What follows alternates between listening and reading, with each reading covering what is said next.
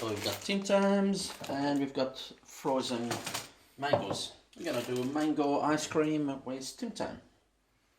But first we have to always remember to switch it on.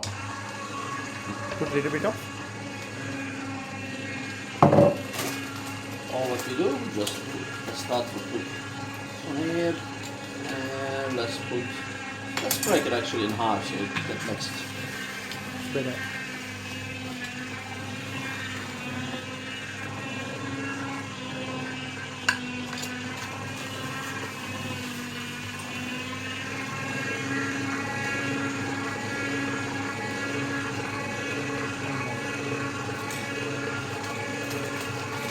Now for the people who like more Tim Tam, put one more.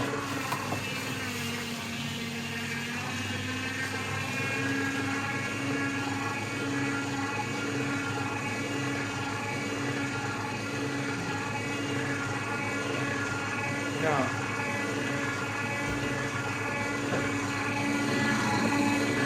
I'll stop this.